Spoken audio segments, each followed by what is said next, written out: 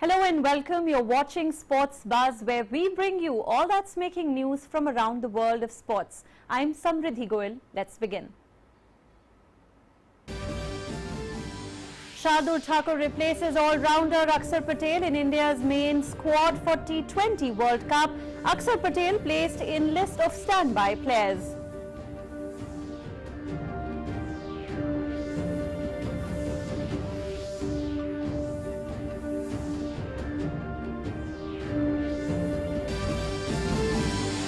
Kolkata Knight Riders beat Delhi Capitals in the last over thriller to reach the IPL finals. Will face Chennai Super Kings tomorrow.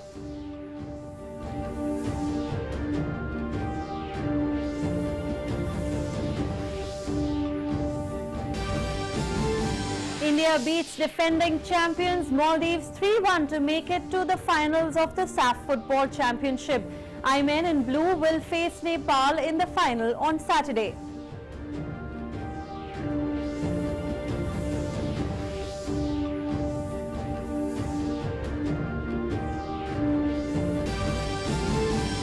German third seed Alexander Zverev moved into the quarterfinals at the Indian Wells on Wednesday, that is October 13, with a straight set victory over France's Gael Monfils.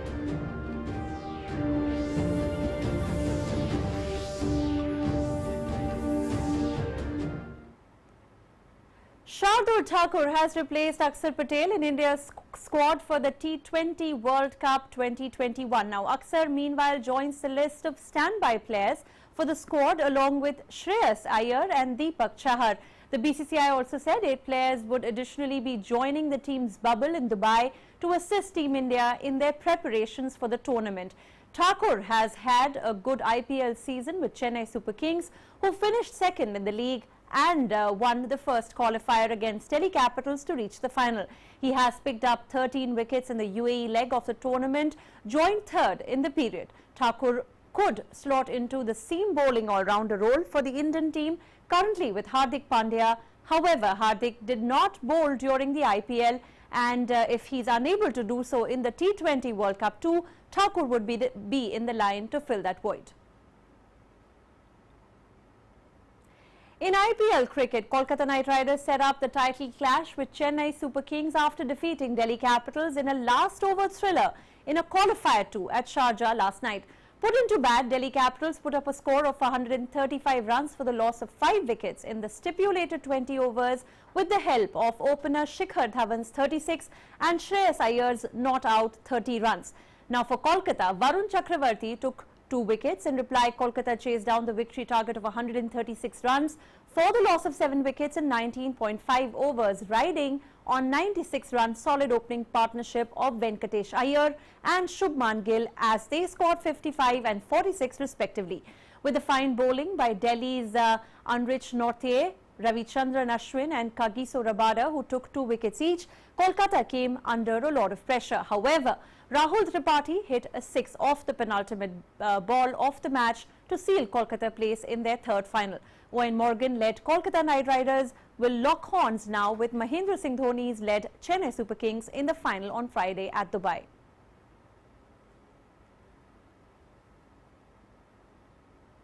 Claiming to be inspired by the fans, the Indian cricket team's jersey for the upcoming T20 World Cup was unveiled on Wednesday, days before the country opens its campaign with a much-awaited clash against arch rivals Pakistan in Dubai.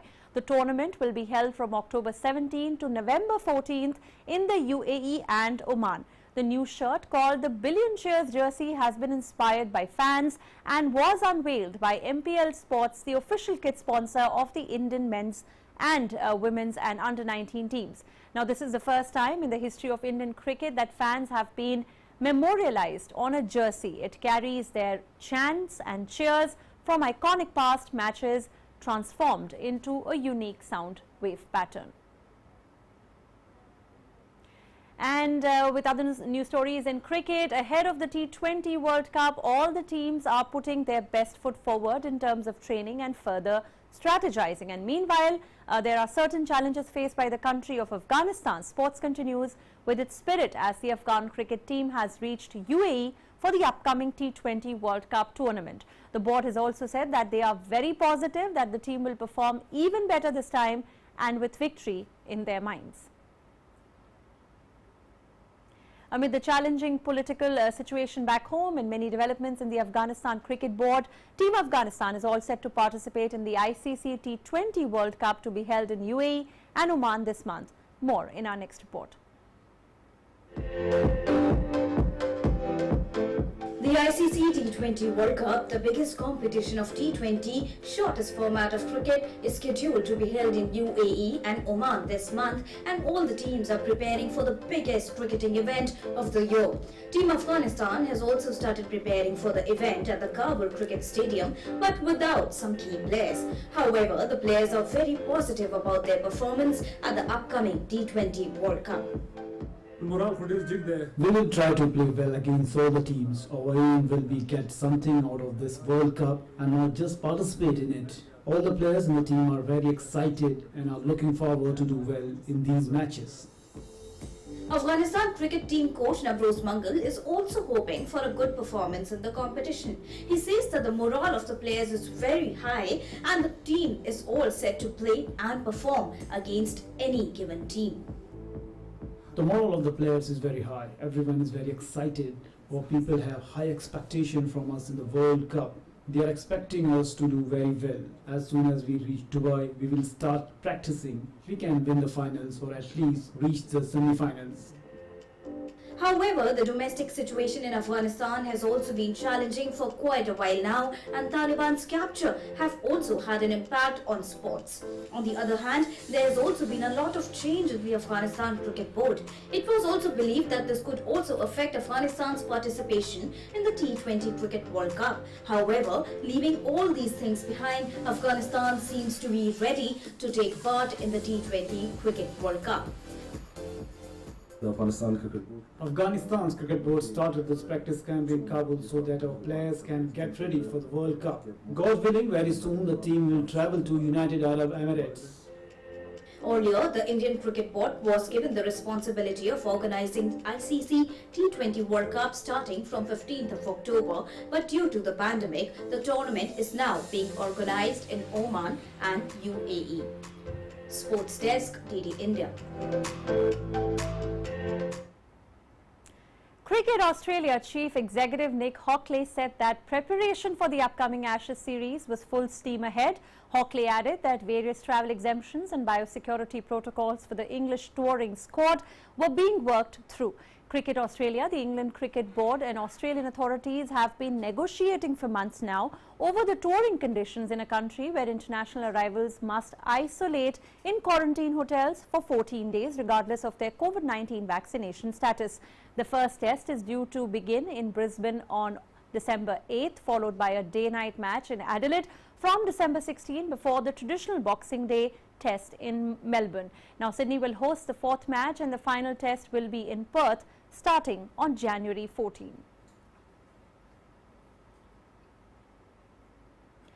In football, India reached the South Asian Football Federation SAF Championship final after beating defending champion Maldives 3-1 at Malé last night. Manveer Singh had given India the lead in the 33rd minute, but Ali Ashfaq scored a penalty to level the tie before half-time. Later, India bounced back through their talisman, Sunil Chhetri, who smashed a loose ball shortly after the hour mark in the 62 minute. He then doubled his tally in 71 minute with a looping header. Seven-time champions India will take on first-time finalist Nepal in the title match on Saturday.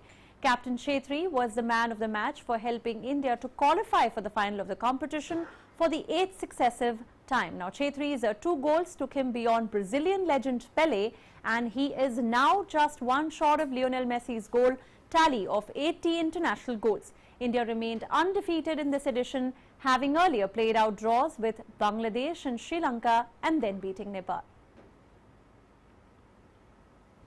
German third seed Alexander Zverev moved into the quarterfinals at the Indian Wells on Wednesday with a straight sets victory over France's Gael Monfils. Zverev beat the 14th seed 6-1, 6-3 in just over an hour to set up a meeting with American 31st seed Taylor Fritz. Second seed Stefanos Tsitsipas of Greece rallied from a one-set deficit for the second match in a row, defeating 22nd seed Alex de Minaur of Australia 6-7, 7-6, 6-2. Tsitsipas won the first 4 points of the second set tiebreaker, and he never faced a break point in the third set. Moving on to ice skating, the national capital has one more reason to rejoice as ice skate has now reopened its doors for visitors. Spread over a sprawling 15,000 square feet, the rink offers a unique experience of skating on real ice. The opening ceremony was held this morning and ice skate was graced by Dr. Rajiv Kumar, Vice Chairman Niti Aayog. With a capacity of 150 skaters and 200 spectators, ice skate fills the gap of the much needed training in the field of ice skating, wherein a team of experienced coaches will provide training under 3 categories, that is figure skating, speed skating and ice hockey for all age groups at affordable charges. I think this is one sport also where India so far has not been able to enter at the world level, and I'm sure this ice skating rink will provide the necessary training and the opportunity for a young for our young people, our youth, to also make a mark in this sport, and this skating rink will keep the memory of Mr. Ankur Bhatia alive, because he was so passionate about taking this forward, and I wish this ice skating rink and all our young people all the very best. I think this is one sport also. Well, on Sunday, the 17th of October 2021, the IOC Executive Board will gather at the Pierre de Coubertin Monument in ancient Olympia to celebrate the 100-year anniversary of the creation of the Executive Board. This will be followed by a ceremony to mark the inauguration of the renovated International Olympic Academy premises. Now, also in ancient Olympia, in the presence of the President of the Hellenic Republic, Katerina Sakelaropoulou, whereas on Monday, that is the 18th of October 2021, the Olympic flame for the Olympic Winter Games Beijing 22 will be lit at ancient Olympia. The Olympic flame will be carried by a few torch bearers in ancient Olympia and then travel to Athens. And on the following day, that is Tuesday, the 19th of October 2021, the flame will be delivered to the Beijing 22 Organizing Committee delegation at a handover ceremony at the Panathenaic Stadium. Australian marathon swimmer Chloe McCardle set a new record for swimming the English Channel after completing her 44th crossing on Wednesday. McCardle arrived at Point de la Cour d'Une in the French commune of Oddingen following an over 10-hour swim from Kent in southeastern England. The 36-year-old had already surpassed the men's world record of 34 channel crossings in 2020. Now, before bettering her ideal Alison Streeter's record of 43 crossings on Wednesday in the 7th successful channel swim of her season. McCardle also holds the record of the longest unassisted ocean swim, 124 kilometers, that is 77 miles trek from South Ulithera Island to Nassau in the Bahamas, while in 2015 she conquered a non-stop triple crossing of the channel, taking almost 37 hours.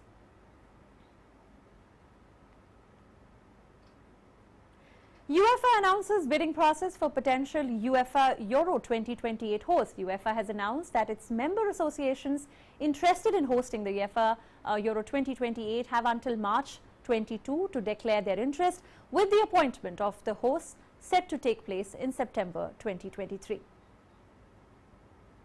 Interested parties will need to provide 10 stadiums with the following capacities: a minimum of 1 stadium with at least 60,000 net seating capacity, a minimum of 1 stadium, preferably 2 stadiums with at least 50,000 net seating capacity, a minimum of 4 stadiums with at least 40,000 net seating capacity, a minimum of 3 stadiums with at least 30,000 net seating capacity. The bidding timeline is 23rd March 2022, which is the deadline for national associations to confirm their interest to bid. 30th of March 2022, the bid requirements are made available to the bidders. From 5th of April 2022, announcement of bidders by UEFA, and 12th of April 2023, final bid dossier submission deadline. September 2023, appointment of the host of UEFA Euro 2028.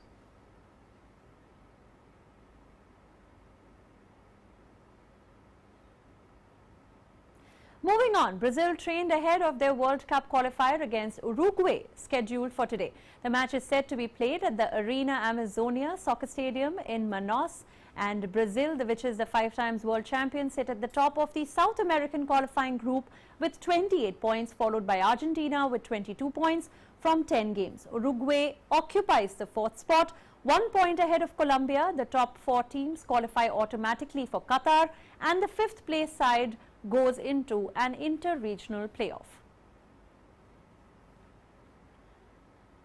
Argentina coach Lionel Scaloni said that the 2022 World Cup qualifier against Peru will be a difficult one. The clash will be played at River Plate's Monumental Stadium in capital Buenos Aires today, and Brazil sit at the top of the 10-team South American qualifying group with Argentina in the 2nd place. Moving on to our next story, Mohamed Salah has been named the PFA Fans Player of the Month for September in the Premier League. The Liverpool forward was on the score sheet 3 times in the division in the month, striking against Leeds United, Crystal Palace and Brentford. That streak included both his 100th career Premier League goal and his top-flight century for the Reds, who remained unbeaten in 2021-22. Salah claimed 69% of the vote for the PFA accolade, to see off competition from Mikel Antonio, Cristiano Ronaldo, Antonio Rudiger, Ismaila Sarr and Ivan Toney. Barcelona will be able to play in front of a capacity crowd from Friday, and the regional government confirmed it as it lifted restrictions that have limited fan numbers at the Camp Nou stadium due to COVID-19 pandemic. Catalonia's regional president Pere Aragonés said that outdoor sporting venues will be able to be at 100% capacity, and Barcelona have not been able to play in front of a capacity crowd since football was first shut down in March 2020 due to the pandemic. A crowd of up to 99,354 will be able to watch Ronald Koeman's Barca side host Valencia on Sunday, with the Clásico against rivals Real Madrid taking place at the Camp Nou on October 24. Well, as the planet is facing the problems of climate change, the Williams Formula One team have pledged to be climate positive by 2030 and be the pace setter for sustainability in global motorsport as part of a new strategy. More in our next report. The Williams Formula One team have pledged to be climate positive by 2030 and be the pace setter for sustainability in global motorsport as part of a new strategy revealed on Wednesday. The British-based former champions said they had also become the first F1 team to sign the UN Sports for Climate Action Framework. The problems the planet is facing have to be addressed by everybody, and it's the technology. I'm convinced, we are convinced that Williams has a big impact on doing these changes. And as Formula One is at the peak of technology, we're absolutely convinced that there is more to come into developing technologies that can be applied to other applications to help to solve the problems that the planet has. Climate positive means going beyond achieving net zero carbon emissions by removing additional carbon dioxide from the atmosphere. Formula One aims to achieve a net zero carbon footprint by 2030 with 100% sustainable fuels introduced long before then, as it addresses questions about its relevance in a world increasingly focused on clean energy and climate change. Champions Mercedes say they've already achieved a net zero carbon footprint. Yeah, there are a couple of things. We have a 5-pillar strategy, and think on the energy side, it's first we go fully on renewable energies. We reduce our natural gas emissions. We also looking very much in a more efficient travel, because we have a lot of travel with the team around the world, and also on a sustainable car design.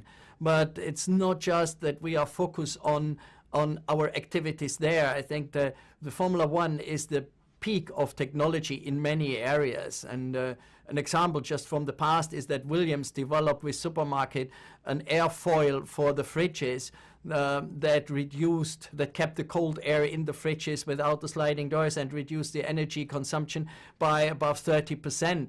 So I think there is much more to come by the technology that Formula One develops to inspire other areas on commercial engineering to get these technologies in other applications, as we've seen it in that case from the Formula One aerodynamics. Williams, who use Mercedes engines, listed 5 key pillars of its sustainability strategy. They included reducing carbon emissions from travel, with the sport planning a record 23 races around the world next year and possibly more in years to come, and energy consumption at the factory. The team will also seek to create their own energy and develop carbon capture technologies. I think motorsport in general has to evolve, and I think the Formula One regulations that are discussed right now also on the powertrain side that go in this direction, and Formula One has also the objective for 23 to be carbon neutral. So I think we are on the forefront of that, and we are supporting the motorsport authorities to go in this direction and leading that way. Britain is hosting COP26 UN Climate Change Conference in Glasgow next month. The summit is billed as the last big chance for leaders to announce firm targets to cut climate warming industrial emissions this decade. Sports Desk, DD India. Well, before we wrap up, a quick recap of the headlines again. Kolkata Knight Riders beat Delhi Capitals in the last over thriller to reach the IPL finals. Will face Chennai Super Kings tomorrow.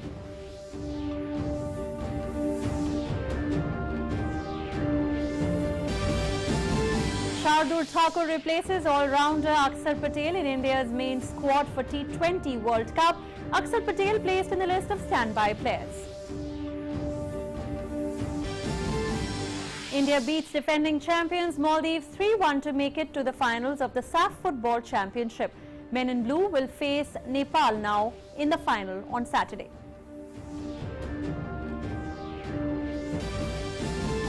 German third seed Alexander Zverev moved into the quarterfinals at the Indian Wells on Wednesday with a straight sets victory over France's Gael Monfils.